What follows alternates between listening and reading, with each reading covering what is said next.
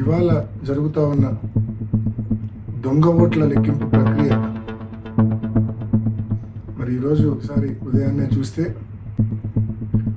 వారు రాసిన titles sub titles ఒకసారి చూస్తే ఉత్కంఠకు పడనున్న తెర అంట, నువ్వా నేనా అంట.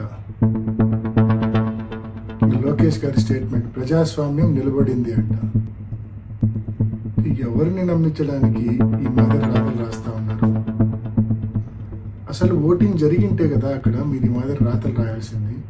జరిగిందే దొంగ ఓటింగు, దానికి మళ్ళా ఉత్కంఠ, దానికి మళ్ళా నువ్వా నేనా, దానికి మళ్ళా ప్రజాస్వామ్యం నిలబడింది అంటే మీ ఉద్దేశము దొంగ ఓటింగ్ జరిగిందన్న విషయం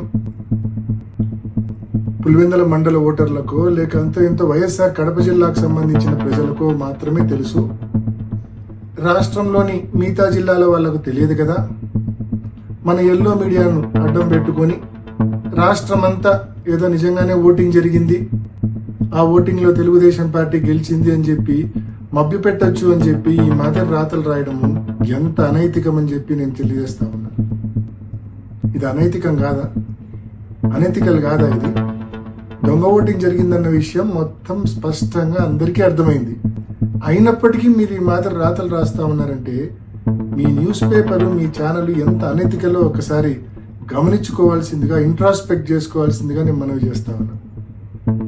నిజమైన పోటీ జరిగి ఒక 5 ఓట్లతో తెలుగుదేశం పార్టీ గెలిచినా కూడా వారికి ఎనలేని తృప్తి, సంతోషం ఉండేది, మాకు ఎనలేని బాధ ఉండేది నిజమైన పోటీ జరిగింటే.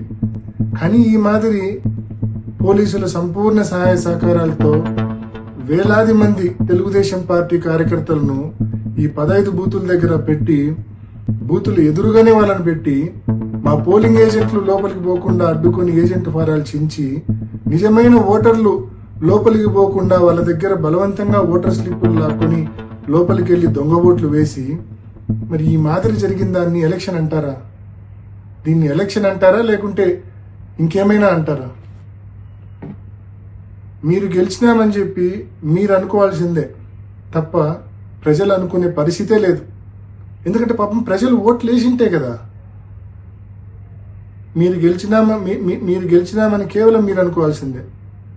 మీ దొంగ ఓటర్లు కూడా కనీసం మీరు గెలిచినారనుకోరు, ఎందుకంటే వాళ్ళతోనే మీరు దొంగ ఓట్లు వేయించారు కాబట్టి.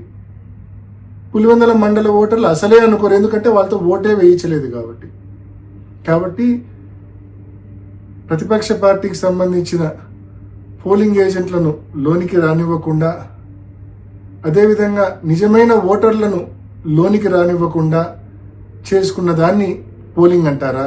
ఓటింగ్ అంటారా? దీన్ని ఎలక్షన్ అంటారా?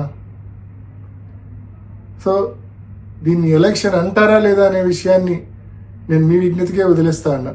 నిజంగా ఇది అనైతికమైన ఎలక్షను. నిజంగా ఇది ఒక ఫార్స్, అబ్సల్యూట్ ఫార్స్ ఇది ఈ ఎలక్షన్ అనేది.